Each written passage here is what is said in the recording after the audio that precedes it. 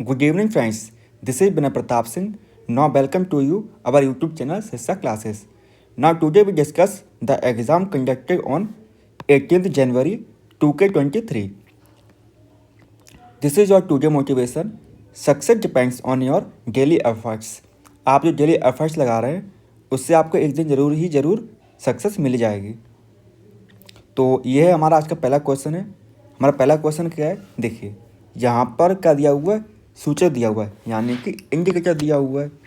Indicator ए, B और सी दिया हुआ है और उसके बाद में हमको बोला गया है हल्दी यानी कि टर्मरिक और आपका फिनोफ्थलीन में क्या चेंज होगा, ठीक है ना।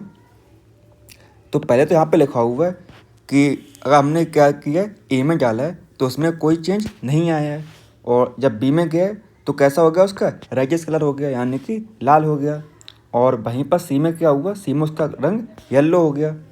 उसी प्रकार से जो हमारा फिनोफ्थलीन था वहाँ पे कैसा रंग हो गया, पहले तो मतलब ए में क्या था, कलरलेस था, और बी में ब्राउन पिंक हो गया, और सी में आपका कलरलेस हो गया।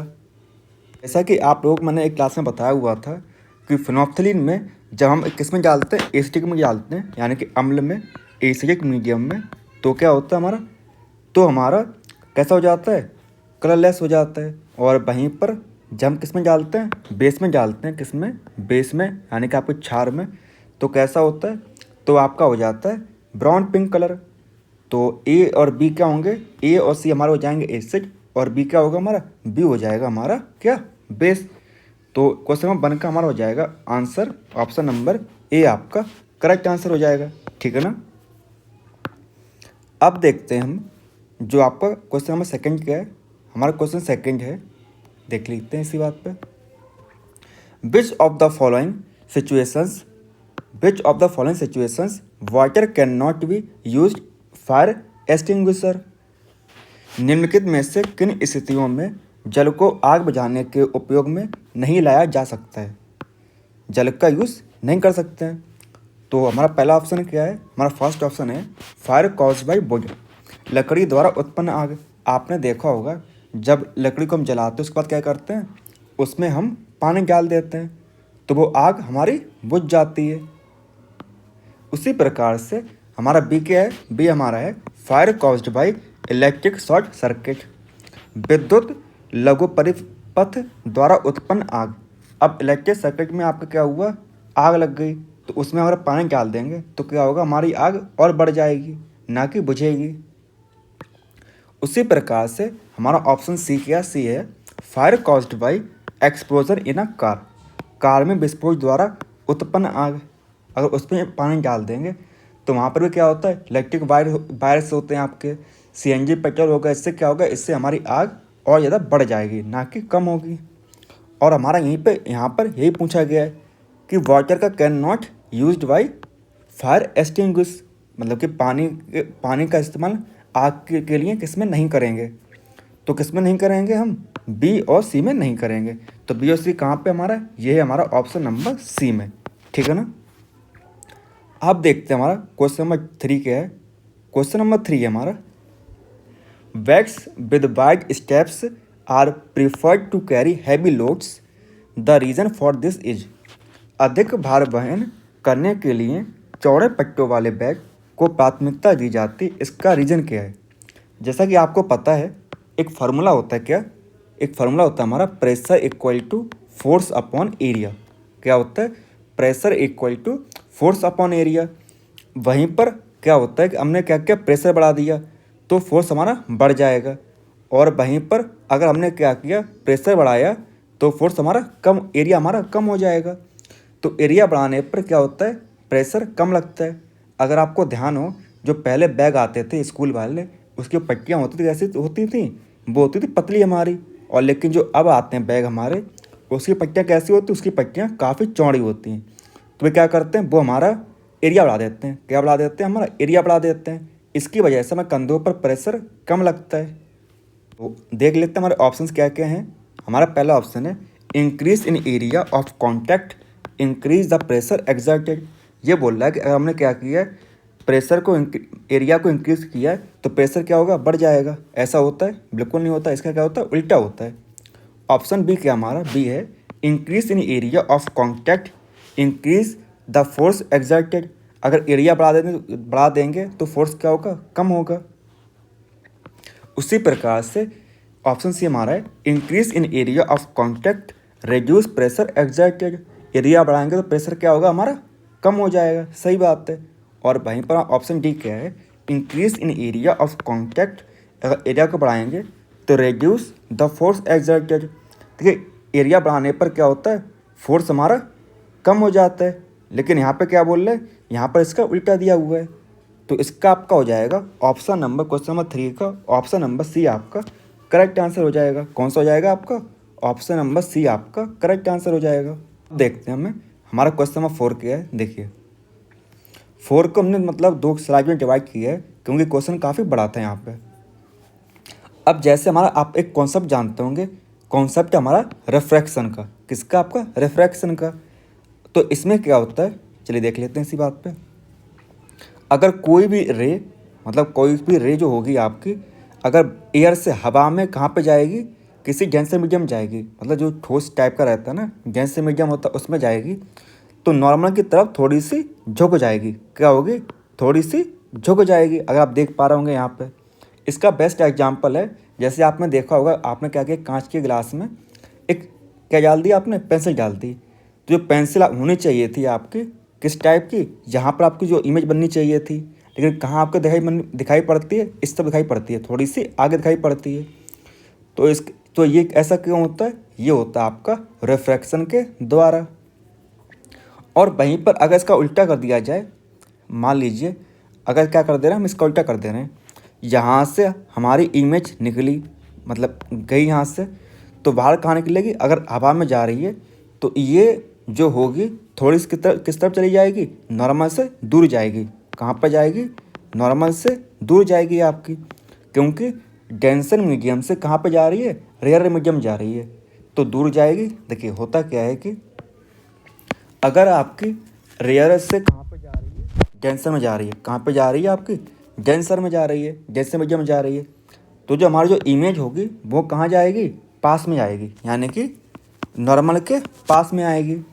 और वहीं पर अगर इसका उल्टा हो जाए, क्या हो जाए, डेंसर टू कहाँ पे जा रही है आपकी, रेयर में चली जाए, यानी कि आपकी डेंसर मीडियम से रेयर मीडियम चली जाए, तो जो आपकी जो इमेज, जो आपकी जो रिफ्रैक्शन होगा, वो उसकी जो रे होगी वो कहाँ जाएगी, दूर जाएगी। कहाँ से, नॉर्मल से दूर जाएगी।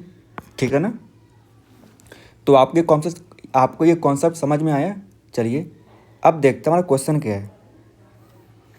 क्वेश्चन हमारा सिंपल सा है, बस थोड़ा सा आपको दिमाग लगाना पड़ेगा। सिंपल क्वेश्चन है आपका। देखिए यहाँ पर क्या बोल रहा है हमारा, यहाँ पर बोल रहा है the speed of light changes as it enter from one medium to another medium. मतलब आपकी स्पीड ऑफ लाइट है, लाइट की स्पीड वो चेंज हो रही है एक मीडियम से दूसरे मीडियम में जाने पर। उसके बाद क्या है, as the optical density of the medium changes. जिस प्रकार से आपकी लाइट की स्पीड चेंज हो रही है, उसी प्रकार से आपकी जो ऑप्टिकल डेंसिटी है वो भी चेंज हो रही है।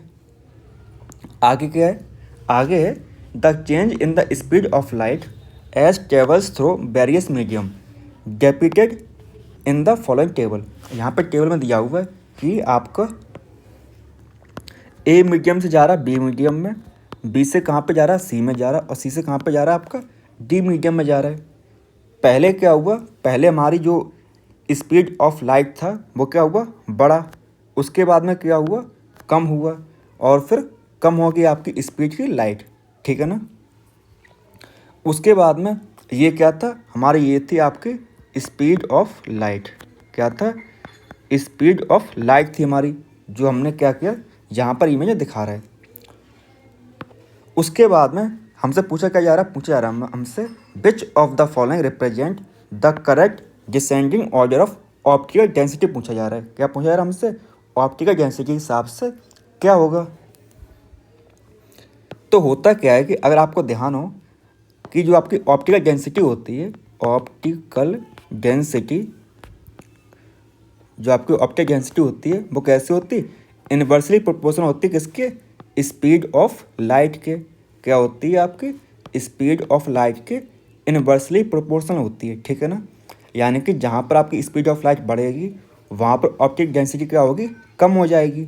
अगर यहाँ पर क्या थी, बढ़ रही थी, तो यहाँ पर क्या होगी, कम हो जाएगी, और जहाँ पर कम हो रही थी वहाँ पर बढ़ेगी, ठीक है ना। तो हमको बस यही बताना है कि कहाँ से कहाँ पर जाने पर हमारी ऑप्टिक डेंसिटी कम होगी। तो होता क्या है, ये देखिए आप इमेज में अच्छे से देख पा रहे होंगे कि ए से बी में जाने पर क्या हुआ, हमारा कम कम हो गया, और बी से सी पे जाने पर बढ़ा, और सी से जी पे जाने पर बढ़ गई, हमारी क्या ऑप्टिक डेंसिटी बढ़ गई। तो इसका मतलब क्या हुआ कि जब वो यहाँ से यहाँ पर जा रहा था, यहाँ से यहाँ पर, तो क्या हुआ, कम हुआ। तो इसका मतलब है बी क्या, हमारा बी सबसे कम है और ए उससे ज़्यादा है। तो ए क्या, हमारा ए उससे ज़्यादा है, ठीक है ना। उसके बाद यहाँ पर क्या है, बी से ज़्यादा कौन सा हमारा है, सी वाला है, तो क्या हो जाएगा, हमारा सी हो जाएगा। और सी से ज़्यादा किस में बढ़ रही है, डी में बढ़ रही है, तो डी हमारा यहाँ पर आ जाएगा। तो जाहिर सी बात है सबसे बड़ा क्या हो जाएगा, सबसे बड़ा हो जाएगा ए, उसके बाद में होगा डी, उसके बाद में होगा हमारा सी, और देन लास्ट में क्या हो जाएगा, हमारा बी वाला ऑप्शन हो जाएगा। तो इसका आपका हो जाएगा क्वेश्चन 4 का ऑप्शन नंबर ए आपका करेक्ट आंसर हो जाएगा। अब देखते हैं हमें कौन सा क्वेश्चन नंबर 4 क्या है हमारा। ये तो था ही 4, हमने ये हिंदी वाले आपकी वो है आपकी पीपीटी है, तो इसका भी क्या है, हमारा ऑप्शन नंबर ए आपका करेक्ट आंसर है। अब देखते हैं हमें क्वेश्चन नंबर 5 क्या हमारा है। 5 हमारा एक असर्शन और रीजन का क्वेश्चन है, ठीक है ना। असर्शन क्या हमारा, असर्शन है कि Venus is hotter then mercury, जो आपका बुध की तुलना में शुक्र क्या है, अधिक गर्म है, okay. Though it is farther from sun than Mercury, जबकि क्या है, बुध की अपेक्षा यह सूर्य के अधिक दूरी पर है। क्या दूरी पर, अधिक दूरी पर। आप इमेज देख पा रहे होंगे, वीनस कहाँ पे हमारा, वीनस हमारा यहाँ पर है, वीनस कहाँ पे हमारा, वीनस यहाँ पर है, और वहीं पर हमारा मरकरी कहाँ पे, यहाँ पर है। मरकरी सूरज के पास होने के बावजूद जो वीनस है वो क्या है, काफ़ी गर्म है। अब ये गर्म क्यों होता है, ये गर्म इसलिए होता है, वीनस हमारा गर्म इसलिए होता है कि यहाँ पर क्या होती है, आपकी गैस रूप में क्या पाई जाती है, आपकी CO2 पाई जाती है। अब आपको ये बात पता होगी, जैसे हमारे अर्थ पर CO2 की मात्रा बढ़ जाती है तो क्या हो जाता है, हमारा ग्रीन हाउस, आपका क्या हो जाता है, ग्रीन हाउस इफेक्ट देखने को मिलता है, जिसकी वजह से आपके अर्थ पर गर्मी बढ़ जाती है। तो उसी प्रकार से जो वीनस होता है वो क्या हो जाता है, आपका काफ़ी गर्म हो जाता है एज़ कम्पेयर टू मरकरी। तो ये तो हमारी बात होगी हमारी सही। उसके बाद में हमारा रीज़न क्या दे रहा है, रीज़न दे रहा है कि Venus rotate from east to west, शुक्र पूर्व से पश्चिम की ओर परिक्रमा करता है। अब ये तो सही बात है, जो आपका वीनस है वो आपका ईस्ट टू वेस्ट घूमता है, लेकिन इसकी कोई वजह नहीं है कि वो क्या गर्म है। तो रीज़न आपका सही है, परंतु ये क्या उसकी व्याख्या नहीं कर रहा है। तो इसके लिए आपका हो जाएगा ऑप्शन नंबर बी आपका करेक्ट आंसर क्वेश्चन नंबर 5 का। अब देखते हैं हमें क्वेश्चन नंबर 6 क्या हमारा, देखिए। अब इस क्वेश्चन में क्या है कि हमारा क्या दिया हुआ है, एक चार्ट दिया हुआ है। क्या दिया हुआ है, चार्ट दिया हुआ है। इसमें हमारे अम्ल दिया हुआ है, क्या दिया हुआ, अम्ल, और उसके कुछ पदार्थ हैं। अब आपसे पूछा गया है कि जो आपका सिट्रिक एसिड था, जो आपका सिट्रिक अम्ल होता है वो किस में पाया जाता है। ये तो हर किसी को पता है कि जो आपका सिट्रिक एसिड होता है आपका, वो आपका लेमन में पाया जाता है, यानी कि नींबू में। तो यहाँ पर क्या हो जाएगा, यहाँ पर आपका हो जाएगा लेमन, यानी कि नींबू। उसके बाद में यहाँ पे लिखा हुआ कर्ड, क्या लिखा हुआ आपका, कर्ड लिखा हुआ, यानी कि दही। और दही में क्या होता है, दही में हमारा होता है लैक्टिक एसिड। क्या होता है, दही में आपका लैक्टिक एसिड होता है आपका, ठीक है ना। उसके बाद में आपको एक बात पता है कि जो आपका चींटी का डंक होता है उसमें क्या होता है, चींटी के डंक में आपका होता है कौन सा एसिड, फॉर्मिक एसिड। कौन सा होता है आपका, फॉर्मिक एसिड होता है आपका। अब आपसे हम क्वेश्चन पूछे थे इसी बात पे कि जो आपका फॉर्मिक एसिड होता है उसका एक नाम और होता है, वो क्या होगा। और उसके बाद यहाँ पे लिखा हुआ है हाइड्रोक्लोरिक एसिड, वो किस में होता है, वो आपके टॉयलेट क्लीनर में यूज़ में आ जाते हैं। तो इस क्वेश्चन का आपका हो जाएगा ऑप्शन नंबर बी आपका करेक्ट आंसर। अब देखते हैं हमें क्वेश्चन नंबर 7 क्या हमारा है। क्वेश्चन नंबर 7 है कि identify the sets of mixture, मिश्रणों का समुच्चय की पहचान कीजिए। तो हमारे जो ऑप्शंस हैं उनको पढ़ने के बाद में जो आपका ऑप्शन नंबर सी डी जो है, सैंड, टैप वाटर और ब्लड एंड एयर, रेत, नल का जल, रक्त और जो वायु है, वो के आपके मिक्सचर के एग्जाम्पल्स हैं। अब देखते हैं हमें क्वेश्चन नंबर 8 के हमारा 8 हमसे पूछ रहा है which of the following statement is not correct regarding alloys. मिश्र धातुओं के संदर्भ में निम्नलिखित में से कौन सा कथन सही नहीं है। तो आपको पता होना चाहिए जब आपका प्योर मेटल होता है, क्या आपका प्योर मेटल इसके आपका आयरन हो गया, लोहा हो गया। अब प्योर मेटल में आपके जो अणु होते हैं, एटम्स होते हैं, वो सेम टाइप के होते हैं। और वहीं पर जो आपके एलॉय होते हैं, एलॉय में क्या होता है आपके एक या एक से ज़्यादा मतलब जो आपके मेटल्स होते हैं उनके एलॉय मतलब कि उनके जो आपके एटम्स होते हैं वो मिलके बनते हैं। जैसे आप देख पा रहे होंगे यहाँ पर कुछ आयरन के एटम आपके कुछ आयरन के क्या हैं यहाँ पे एटम्स हैं, और वहीं पर कुछ और अलग तरीके के एटम्स प्रेजेंट है, येलो कलर देख पा रहे होंगे। तो ये क्या आपका स्टील बन गया, क्या बन गया आपका स्टील बन गया। स्टील आपका लोहे से मतलब जो आपका स्टील होता है उसमें क्या होता है, उसमें आपकी जंग नहीं लगती है, जबकि आपके आयरन में जंग लग जाती है। तो आप देखते थे हमारे ऑप्शंस क्या क्या हैं। हमारा पहला ऑप्शन है they are harder than metals. ये धातुओं से क्या होते हैं, अधिक कठोर होते हैं। सही बात है। जो आपका स्टील होता है मोर कैसा होता है, आपका कठोर होता है एज कम्पेयर टू आयरन के। वहीं पर आपका जो बी ऑप्शन क्या है, बी बोल रहा है दे आर कोरोजन रेजिस्टेंस। ये कैसे होते हैं, ये हमारे संक्षारण रोधी होते हैं, यानी कि इनमें जंग नहीं लगती है। ऑप्शन सी हमारा है they have higher melting point than metals. इनका गलनांक धातु के अपेक्षा क्या होता है, उच्च होता है। और वहीं पर क्या बोल रहा है डी वाले ऑप्शन में they are more ductile than metals, यानी कि ये धातु की तुलना में अधिक तन्य होते हैं। जबकि जो इनका जो वो होता है क्या आपका मेल्टिंग पॉइंट वो हाई ना होकर कैसा होता है, लो होता है। कैसा होता है आपका, लो होता है। तो इसीलिए क्वेश्चन नंबर 8 का आपका क्या हो जाएगा, आपका ऑप्शन नंबर सी आपका करेक्ट आंसर हो जाएगा। अब देखते हैं हमें क्वेश्चन नंबर 9 के। देखिए जो आपको हमने चार्ज दिखाई थी, कौन सी वाली, एनसीईआरटी की, तो उसमें आपको ये बार बार दिया गया था कि ये जो आपकी जो इमेज जो आपकी मैचिंग टाइप में मतलब क्वेश्चंस आ जाते हैं कि मतलब कौन सी बीमारी और किससे होती है ये वाली बीमारी। जैसा कि हमने बताया था आपको, जो मलेरिया होता है वो आपका वो किससे होता है, वो आपका प्रोटोजोआ से होता है। मलेरिया होता है आपका किससे, प्रोटोजोआ से। और वहीं पर जो आपका क्या होता है, आपका ट्यूबरक्लोसिस यानी कि जो टीबी होता है वो किससे होती है आपकी, वो होती है हमारी किससे, जीवाणु से, यानी कि बैक्टीरिया के द्वारा होती है।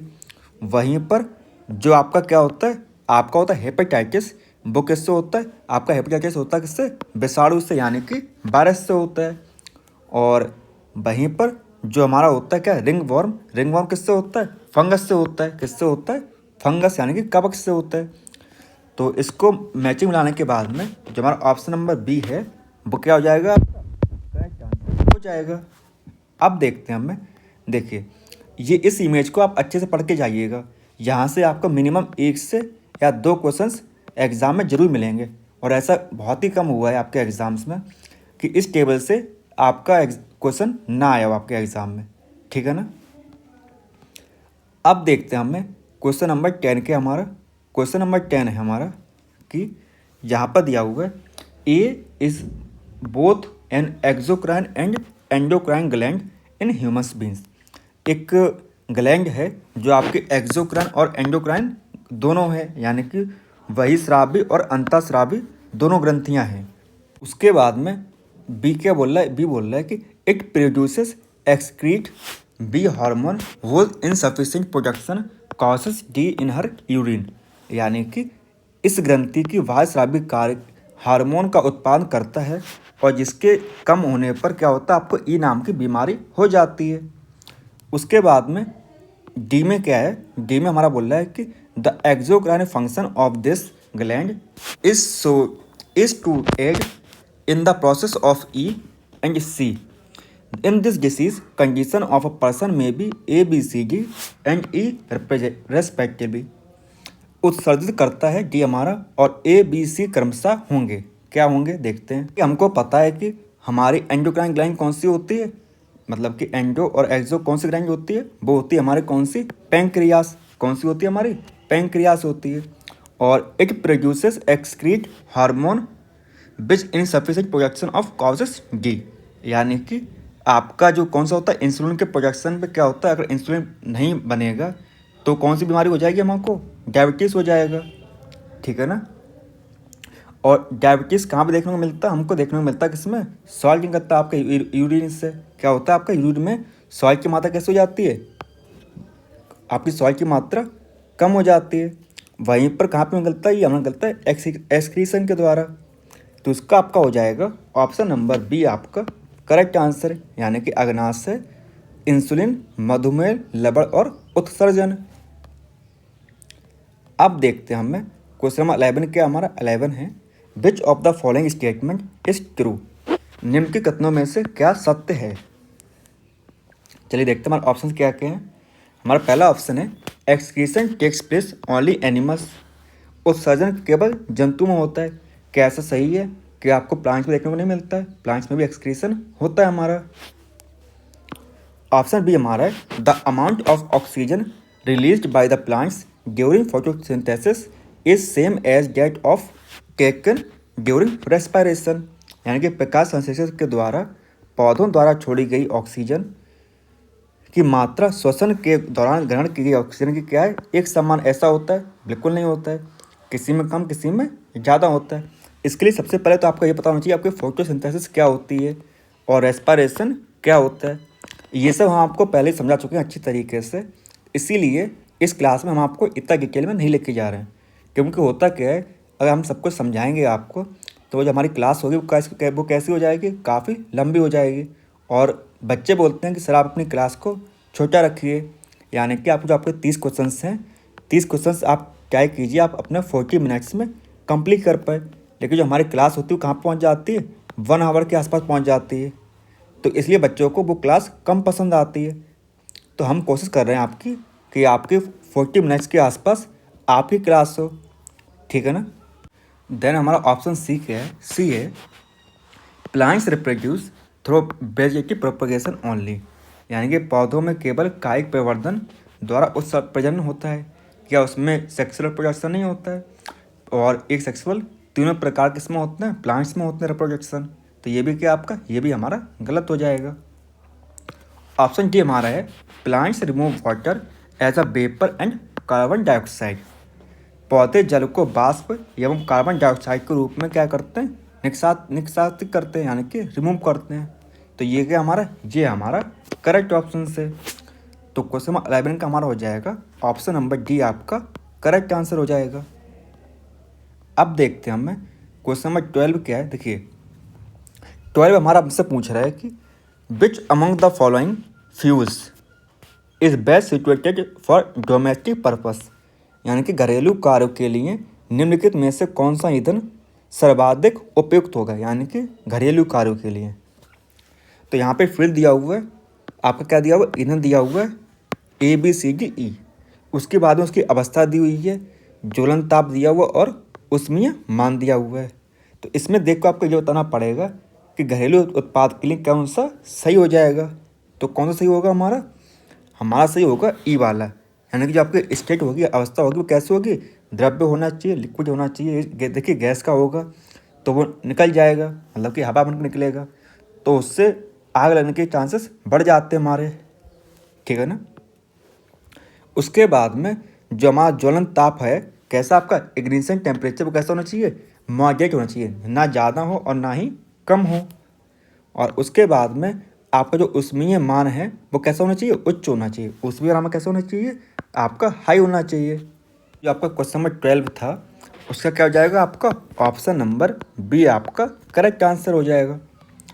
अब देखते हैं हमें जो हमारा क्वेश्चन नंबर 11 है, क्वेश्चन नंबर 11 क्या हमारा, चलिए जो हमारा क्वेश्चन नंबर 13 है वो क्या है, चलिए देखते हैं इसको।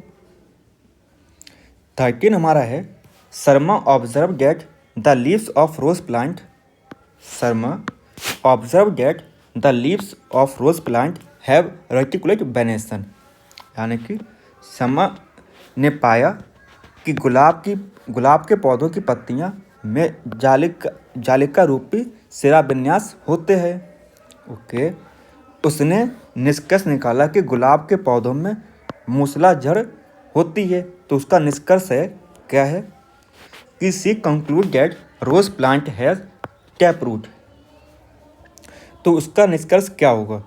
देखिए, ये तो हमें पता है कि जो रोज़ प्लांट होता है हमारा, कौन सा रोज़ प्लांट, उसमें क्या होती है हमारी रेटिकुलेट वेनिसन पाया जाता है। क्या पाया जाता है आपका? जालिका रूपी शिलाविन्यास पाया जाता है, यानी कि आपकी जो होती है किसी होती है इस प्रकार की रहती है ना, इस प्रकार की आपकी लीव्स होती है। और वहीं पर आपका एक और होता है, कौन सा? पैरेलल वेनिसन होता है। कौन सा होता है आपका? पैरेलल वेनेसन होता है आपका। कौन सा होता है आपका? पैरेलल वेनेसन होता है। वो किस प्रकार का होता है? वो हमारा होता है इस प्रकार का, एक लंबी सी लीव्स होगी, उसमें इस प्रकार से आपकी बेंस निकली होंगी, ठीक है ना। और जो मेजॉरिटी ऑफ रेटिकुलर वेनेसन होता है उसमें क्या होती है हमारी? उससे हमारी टैप रूट होती है, यानी कि कौन सी होती है? मूसला जड़ होती है। तो ये उसका कथन जो है वो इसका क्या हो जाएगा? सही हो जाएगा। तो क्वेश्चन नंबर 13 हो जाएगा आपका ऑप्शन नंबर ए आपका करेक्ट आंसर। चलिए अब देखते हैं हम क्वेश्चन 14। अब देखते हैं हमारा क्वेश्चन 14 क्या है। 14 हमारा, which of the following statement is true regarding transfer of heat through the process of convection. संवहन के प्रक्रम में ऊष्मा के स्थानांतरण के संदर्भ में निम्नलिखित में से कौन सा कथन आपका सही है? ये देखते हैं हमें कौन सा कथन सही है हमारा ऑप्शन ए है। ए क्या है? It takes place only gases. यह केवल गैसों में होता है, ऐसा नहीं होता। ये आपका सॉलिड और लिक्विड में भी होता है आपका, ठीक है। क्या चीज़ आपकी? कन्वेक्शन आपका लिक्विड में भी होता है। उसके बाद हमारा ऑप्शन बी है, heat flows in upward direction only. ऊष्मा केवल ऊर्ध्वगामी दिशा में प्रभाव करती है, ऐसा भी नहीं होता है। ये आपका इस प्रकार से भी फैलती है, ठीक है ना। उसके बाद में ऑप्शन सी क्या हमारा? सी हमारा, physical contact is not essential. भौतिक संपर्क की आवश्यकता नहीं होती किसमें? आपके संवहन के द्वारा। संवहन की जो प्रक्रिया होती है उसमें भौतिक संपर्क की आवश्यकता नहीं होती है। तो ये क्या आपका? ये हमारा सही ऑप्शन है। ऑप्शन डी हमारा है, heat is transferred by vibrational motion of a particle. यानी कि ऊष्मा का स्थानांतरण कणों की कंपनयापन गति से होता है, ऐसा भी नहीं होता है। इसमें हमारा क्या है? केवल ऑप्शन जो सी है वो क्या करेक्ट है। तो केवल सी कहाँ पे दिया हुआ है? ये दिया हमारा ऑप्शन नंबर बी में। तो क्वेश्चन 14 का आपका हो जाएगा ऑप्शन नंबर बी आपका करेक्ट आंसर। अब देखते हैं हम क्वेश्चन 15 के। हमारा 15 है कि two identical snakes A and B are moving on a ground. मतलब यहाँ पर क्या है कि एक इस प्रकार का, दूसरा इस प्रकार के सांप है। एक हमारा ए है, दूसरा हमारा कौन सा है? आपका बी वाला है। आगे बोल रहा है कि क्या बोल रहा है? A is moving by making broad loops. जो हमारा ए वाला है, कौन सा हमारा ए वाला, वो काफ़ी बड़े बड़े लूप बना रहा है। ओके, वहीं पर while B is moving by making narrow loop. और जो हमारा कौन सा आपका बी वाला है, वो छोटे छोटे लूप बना के जा रहा है। क्या जा रहा है? छोटे छोटे लूप बना के जा रहा है आपका सांप, स्नेक जो आपका है। हमसे पूछा गया है which one is moving faster. कौन सा आपका काफ़ी तेज़ी से जाएगा? तो कौन सा जाएगा आपका? हमारा जाएगा जो बी वाला है वो काफ़ी तेज जाएगा। कौन सा जाएगा आपका? बी वाला आपका काफ़ी तेज जाएगा, क्योंकि उससे काफ़ी कम डिस्टेंस तय करनी पड़ रही है। छोटे छोटे लूप लेगा और काफ़ी तेज़ी से आगे बढ़ जाएगा। तो इसका आपका हो जाएगा ऑप्शन नंबर बी आपका करेक्ट आंसर। अब देखते हैं हमें क्वेश्चन 16 के। हमारा 16 है हमारा कि it is observe that an uncharge object X acquire a charge opposite to the that of a charge object by the method of charging used in a. यह देखा गया है कि अनावेशित पिंड x एक आवेशित पिंड y के विपरीत आवेश उत्सर्जित करता है। तो आवेशन की विधि क्या होगी? तो पहले तो हम इस सवाल को सॉल्व करने से पहले हम देख लेते हैं फ्रिक्शन, कंडक्शन और इंडक्शन आपके होते क्या क्या हैं। देखिए, सबसे पहले हम देखते हैं किसको, इंडक्शन को, कि आपका इंडक्शन होता क्या है। आपका इंडक्शन क्या होता है, देखिए इंडक्शन में क्या होता है कि इंडक्शन में हम क्या करते हैं कि हम मतलब एक चार्ज बॉडी को लेके आए हैं, ये कि हमारी एक चार्ज बॉडी है और अनचार्ज बॉडी के ऊपर पास में लेके आया हूँ मैं।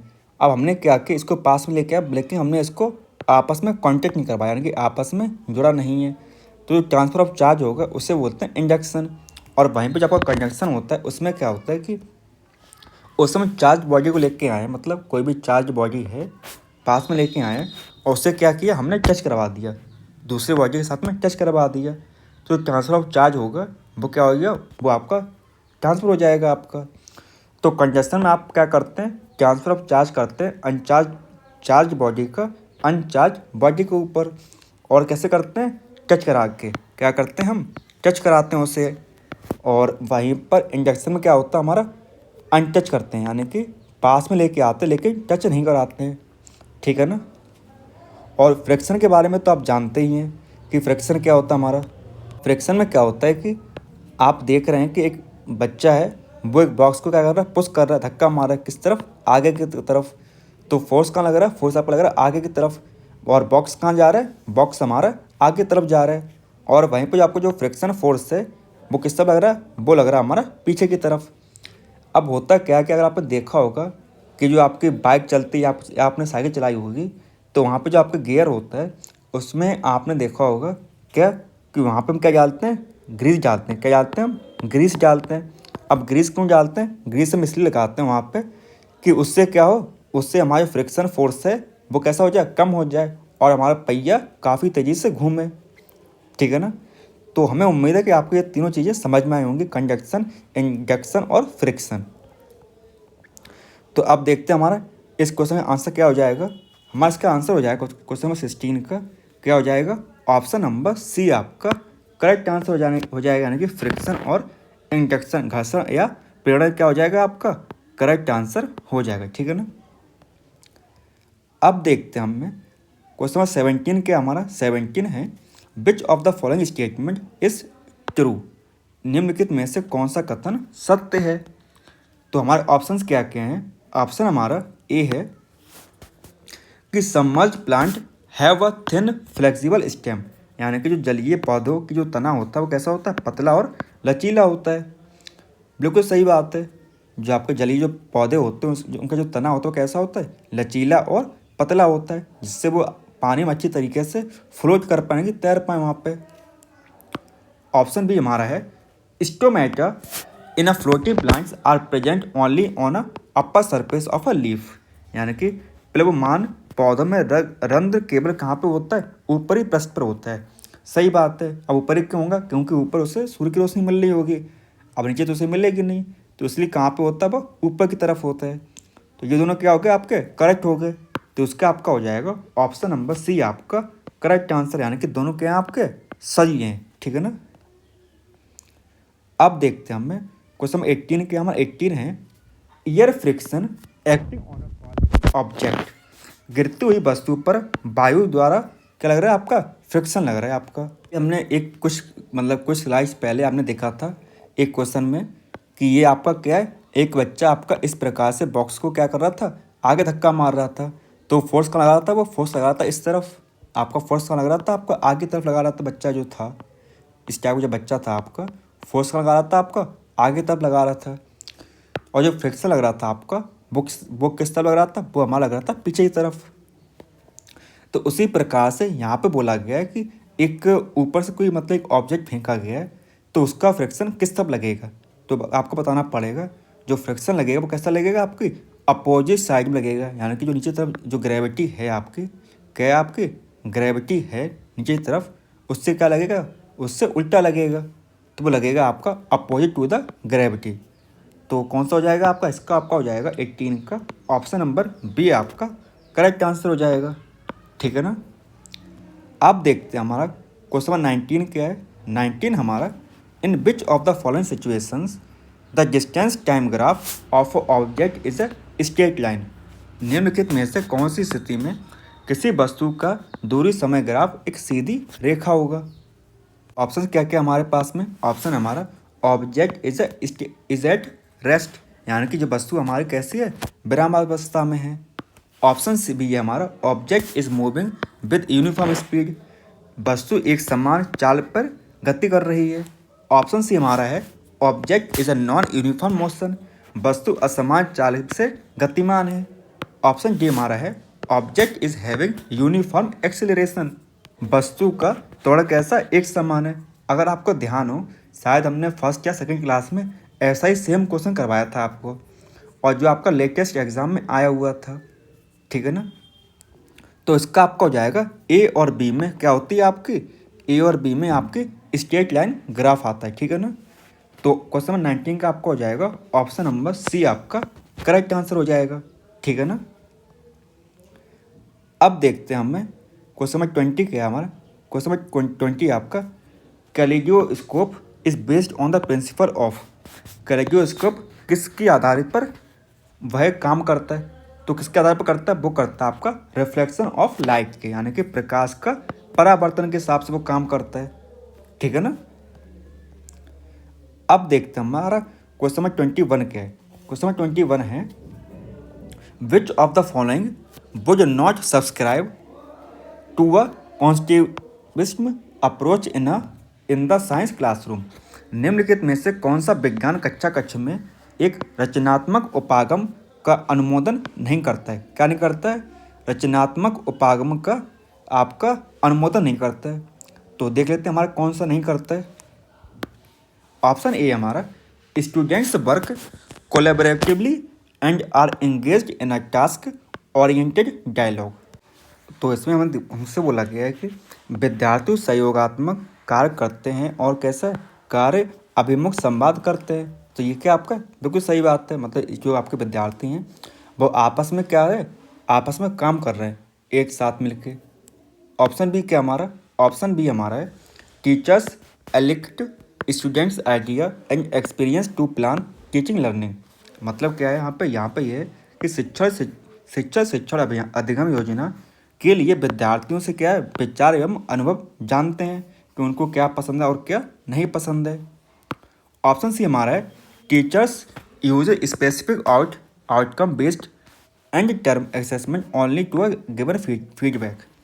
शिक्षक केवल प्रतिवृष्टि देने के लिए विशिष्ट प्रतिफल आधारित अंत शस्त्र मूल्यांकन का क्या करते हैं, प्रयोग करते हैं। हमने क्या कि जो आपके फाइनल एग्जाम होते हैं उसका यूज़ किया बच्चे की किसके लिए, कि बच्चा कितना होशियार है, कैसा है, मतलब उसको क्या सही करवाना चाहिए।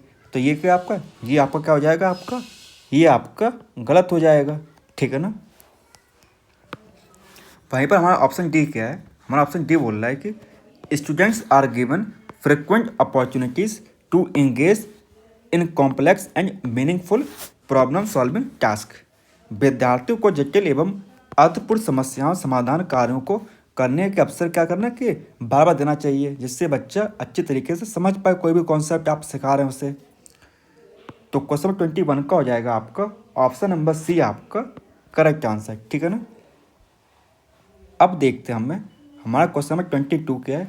22 है हमारा, which of the following statement is correct regarding scientific knowledge. वैज्ञानिक ज्ञान के संदर्भ में निम्नलिखित में से कौन सा कथन क्या आपका सत्य है। चलिए देखते हैं हमारा ऑप्शन क्या है। ऑप्शन ए है, science is a social enterprise, विज्ञान एक क्या सामाजिक उद्यम है। ये तो हमारी क्या होगी, बिल्कुल सही बात है कि विज्ञान हमारा एक सामाजिक उद्यम है। ऑप्शन बी हमारा है, ऑप्शन बी क्या है, scientific methods is the only correct method of investigation, यानी कि अन्वेषण की सही प्रक्रिया केवल क्या वैज्ञानिक प्रक्रिया। ये क्या हमारा, ये जरूरी नहीं है कि आप इन्वेस्टिगेशन के लिए सिर्फ साइंटिफिक मेथड का ही इस्तेमाल करें, और भी मेथड्स होते हैं आपके, उनका इस्तेमाल आप कर सकते हैं, ठीक है ना। ऑप्शन सी हमारा है, serendipity has no role in science, यानी कि आकस्मिकता की विज्ञान में कोई भूमिका नहीं है। अब इसकी क्या आपकी भूमिका काफ़ी ज़्यादा है, किसमें, विज्ञान में आपकी। ऑप्शन डी क्या हमारा, डी हमारा, all scientific ideas are verified by controlled experiments, सभी वैज्ञानिक विचारों का सत्यापन नियंत्रित प्रयोगों द्वारा किया जाता है। तो क्वेश्चन नंबर 22 का क्या हो जाएगा आपका, ऑप्शन नंबर ए आपका मोर करेक्ट आंसर हो जाएगा, ठीक है ना। यानी कि विज्ञान एक क्या है आपका, एक सामाजिक उद्यम है। अब देखते हैं हमें क्वेश्चन नंबर 23 के हमारा क्वेश्चन नंबर 23 है कि a gender sensitive pedagogy science entails, विज्ञान में लिंग संवेदनशील शिक्षण के लिए क्या चीज़ आवश्यक है। तो देखते हैं कौन सी चीज़ आवश्यक है हमारी। तो हमारा ऑप्शन ए है। ए के हमारा adjacent gender stereotype represent in the curriculum, पाठ्यक्रम में प्रदर्शित लिंग रूढ़िवाद को क्या करना, संबोधित करना। ऑप्शन बी हमारा है कि giving more opportunity to girls participate in science activities, बालिकाओं को वैज्ञानिक गतिविधियों में सम्मिलित करने के लिए अधिक अवसर प्रदान करना। ऑप्शन सी हमारा है using gender sensitive language in classroom interaction, कक्षा अन्वेषणों में लिंग संबंधी भाषा क्या करना, उपयोग करना। ऑप्शन डी हमारा है assessing genders based task to student, विद्यार्थियों को लिंग आधारित कार्य बांटना। तो ये तो क्या हो जाएगा आपका, ये आपका हो जाएगा बिल्कुल ही गलत कि लिंग के आधार पर हमने क्या किया, कार्य बांट दिया। तो डी तो हमारा क्या हुआ, गलत हो गया। जब डी गलत हुआ हमारा तो डी वाला हमारा यहाँ पर और यहाँ पर दे रहा है। तो अब हमारा क्या यहाँ पे आ रहा है, यहाँ पे आ रहा है कि बी हमारा सही है कि नहीं है। तो बी हमारा क्या है, बी बोल रहा है बालिकाओं को वैज्ञानिक गतिविधियों में सम्मिलित करने के लिए अधिक अवसर प्रदान करना। तो ये क्या है, बालिकाओं को अच्छी तरीके से ज़्यादा आप क्या करें, आप अच्छी तरीके से ज़्यादा उनको अपॉर्चुनिटी दें कि वो मतलब, क्योंकि हमारा जो समाज है उसमें मतलब जो आपकी गर्ल्स होती हैं उनको कम थोड़ा सा दिया जाता है, क्या दिया जाता है, आपको सम्मान दिया जाता है, उनको अपॉर्चुनिटीज़ काफ़ी कम दी जाती है। तो इसीलिए इसका आपका हो जाएगा ऑप्शन नंबर ए आपका करेक्ट आंसर, ठीक है ना। अब देखते हैं हमें क्वेश्चन नंबर 24 के हमारा क्वेश्चन नंबर 24 है कमेंट द फॉलोइंग स्टेटमेंट, कौन सा, differentiate assessment needs to be used in a inclusive science classroom. आपका कथन दिया हुआ, क्या दिया हुआ है, किसी समावेशी विज्ञान कक्ष में विभेदी आकलन का उपयोग करने की आवश्यकता है। क्या आपकी आवश्यकता है, देखते हैं हमारे ऑप्शन क्या क्या हैं।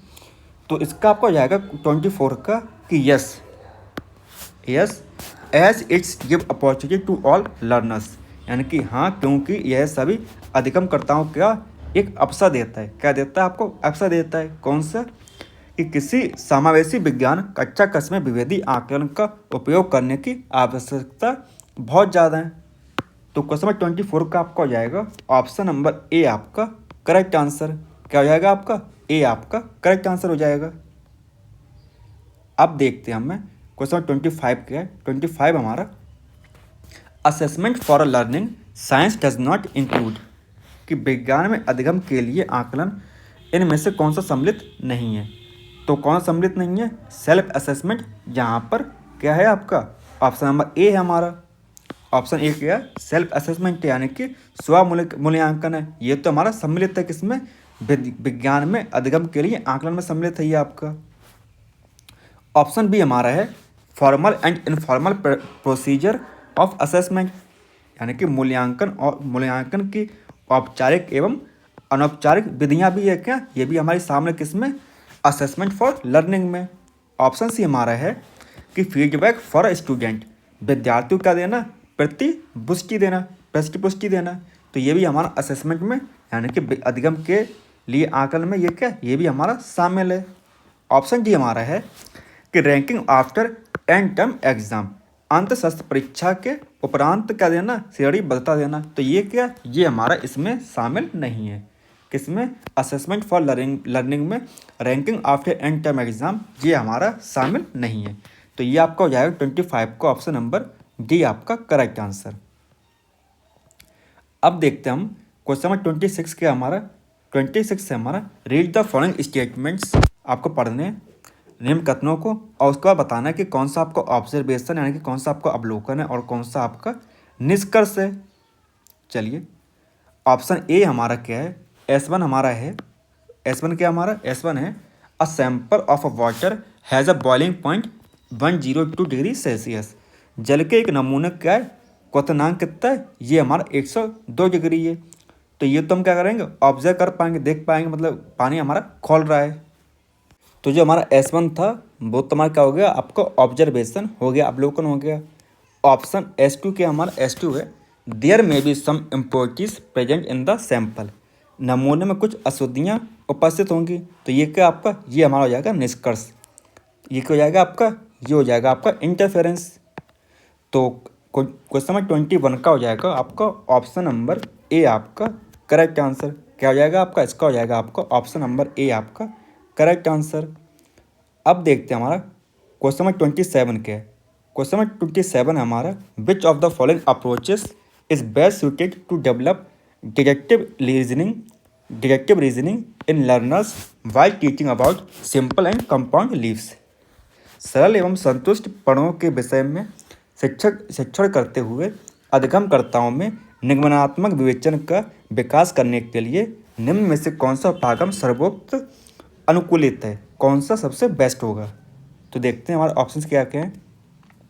हमारा पहला ऑप्शन है कि explaining the features of the simple and compound leaves and asking students to classify the leaves, यानी कि सरल एवं संयुक्त पढ़ों के लक्षण समझाइए और विद्यार्थियों को पढ़ों को वर्गीकृत करते हुए करने को कहिए। ऑप्शन बी है हमारा कि asking students to explain the difference between simple and compound leaves, विद्यार्थियों को एक सरल एवं संयुक्त पढ़ के विभेदन समझाने के लिए कहिए कि बच्चा समझाए कि मतलब कौन सी सिंपल लीव्स होती है और कौन सी आपकी कंपाउंड लीव्स होती है। ऑप्शन सी हमारा है कि showing different leaves to student and asking them to list their features, विद्यार्थियों को विभिन्न पढ़ दिखाइए और उन्हें उनके लक्षण सूचीबद्ध करने के लिए कहिए। अब जहाँ पर बात सूचीबद्ध की आ जाती है तो वो तो हमारा क्या हो जाता है, वो हमारा ऑप्शन गलत हो जाता है साफ साफ। ऑप्शन डी हमारा है asking students to observe various leaves and derive typical features to each, विद्यार्थियों को विभिन्न पन्नों का अवलोकन करने के लिए कहिए और प्रत्येक के विशिष्ट लक्षणों को पहचानने के लिए कहिए। तो ये क्या आपका, ये भी आपका सही है। देखिए यहाँ पे जो आपका ऑप्शन नंबर सी है वो तो साफ साफ गलत है, और बाकी तीनों को देखने के बाद में, क्योंकि जो आपका एनटीए है आपका सीबीएसई वाला, उसने आपका क्या माना, इसका माना आपका ऑप्शन नंबर ए आपका ज़्यादा करेक्ट माना है। तो इसका आपका हो जाएगा 27 का ऑप्शन नंबर ए आपका मोर करेक्ट। अब देखते हैं हमारा क्वेश्चन नंबर 28 है। 28 है हमारा, which of the following strategies are best suited to promote art integrated learning in science, विज्ञान में कला समाकलित अधिगम को प्रोत्साहन देने के लिए निम्न में से कौन सी रणनीति क्या है सर्वाधिक अनुकूलन है। तो कौन सी इसमें से, तो हमारा ऑप्शन ए हमारा कौन सा प्रोजेक्ट, ये तो होती है, सही बात है। फील्ड ट्रिप्स ये भी होगी आपकी। एनेक्डोटल रिकॉर्ड्स, दंत कथा अभिलेखन, ये आपका नहीं होगा। पोर्टफोलियो भी आपका हो जाएगा, और आपका जर्नल राइटिंग ये आपका नहीं होगा, ठीक है ना। तो क्वेश्चन नंबर 28 का आपका क्या हो जाएगा, इसका हो जाएगा आपका ऑप्शन नंबर बी आंसर आपका करेक्ट हो जाएगा। कौन सा हो जाएगा आपका, बी वाला आपका करेक्ट हो जाएगा, यानी कि परियोजना, क्षेत्रीय दौरे और पोर्टफोलियो। अब देखते हैं क्वेश्चन नंबर 29 के हमारा 29 हमारा क्वेश्चन है कि which of the following can be called as inquiry teaching strategy in science. यहाँ पे हमको बताना है कि इंक्वायरी टीचिंग के हिसाब से कौन सी स्ट्रेटेजी सही होगी आपकी। निम्न में से किसे विज्ञान की जांच आधारित शिक्षा रणनीति कहा जा सकता है। चलिए देखते हैं हमारे ऑप्शन क्या क्या हैं। हमारा पहला ऑप्शन है providing details steps for investigation by teachers, शिक्षक द्वारा अन्वेषण के लिए विस्तृत चरण प्रस्तुत करना। ऑप्शन बी हमारा learners participating in a group discussion, समूह परिचर्चा में अधिगमकर्ताओं क्या करना, भाग लेना। ऑप्शन सी हमारा है लर्नर्स इन्वेस्टिगेटिंग देयर आइडियाज़, अधिगमकर्ताओं को अपने विचारों की खोज करने को कहना। तो क्या आप दे रहे हैं बच्चे को अपनी विचारों की खोज करने के लिए। तो यहाँ पर बच्चा क्या करेगा, अपना दिमाग स्वयं लगाएगा। क्या लगाएगा, अपना ब्रेन लगाएगा अपना, ठीक है ना, अपना दिमाग स्वयं लगाएगा। तो ये तो क्या हो गया आपका, ये आपका करेक्ट हो जाएगा। ऑप्शन डी हमारा क्या है, डी है learners concluding on the basis of evidence and data, अधिगमकर्ता प्रमाण एवं आंकड़ों के आधार पर क्या कर रहे हैं, निष्कर्ष निकाल रहे हैं। तो यहाँ पर भी क्या, यहाँ पर ही आपका जो बच्चा है वो खुद का दिमाग इस्तेमाल कर रहा है, क्या कर रहा है आपका, खुद का दिमाग इस्तेमाल कर रहा है। तो ये भी क्या हो जाएगा आपका, ये भी आपका सही हो जाएगा। तो क्वेश्चन नंबर 29 का आपका क्या हो जाएगा, 29 का आपका हो जाएगा ऑप्शन नंबर सी और करेक्ट आंसर। अब देखते हैं हमारा आज का लास्ट क्वेश्चन क्या है। हमारा लास्ट क्वेश्चन हमारा है कि which of the following statement are correct regarding the alternate conceptions held by children in science. निम्न में से कौन सा कथन विज्ञान में बच्चे की वैकल्पिक अवधारणाओं के संदर्भ में कौन सा सही है। तो कौन सा सही हो जाएगा आपका, देखते हैं। हमारा पहला ऑप्शन क्या है, दे आर स्टेबल। ये कैसे होते हैं, स्थायी होते हैं, सही बात है। ऑप्शन बी हमारा है they are easy to use. ये उन्हें परिवर्तित करना कैसा आसान है। देखिए जो साइंस के नियम होते हैं वो इतनी आसानी से चेंज नहीं कर सकते। तो ये आपका क्या हो जाएगा, ये आपका गलत हो जाएगा। ऑप्शन सी हमारा क्या है, सी हमारा they are influenced by observation. वे अवलोकनों द्वारा क्या प्रभावित होते हैं, मतलब क्या उसका रिजल्ट आ रहा है उसके हिसाब से क्या होते हैं, वो चेंज होते रहते हैं आपके। ऑप्शन डी हमारा they reflect children's inability to understand science. ये विज्ञान को समझने में बच्चों की असमर्थता को प्रदर्शित करते हैं कि बच्चा आपका क्या है, असमर्थ है। अब ये क्या असमर्थता आपका एक निगेटिव, कैसा आपका निगेटिव सेंटेंस हो गया, आपका निगेटिव शब्द है आपका। तो निगेटिव वर्ड आपके कभी भी पेडागोजी में सही नहीं होते। तो ये भी क्या हो जाएगा आपका, ये भी आपका गलत हो जाएगा। अब देखते हैं सी हमारा कहाँ कहाँ पे लिखा हुआ है। सी लिखा हुआ हमारा कहाँ पे, वो लिखा हुआ है यहाँ पर और यहाँ पर। तो बी वाला तो हमारा बिल्कुल ही गलत है। तो बचता सिर्फ एक है, हमारा ऑप्शन नंबर डी आपका करेक्ट हो जाएगा। अब मिलते हैं आपसे नेक्स्ट क्लास में, तब तक के लिए धन्यवाद।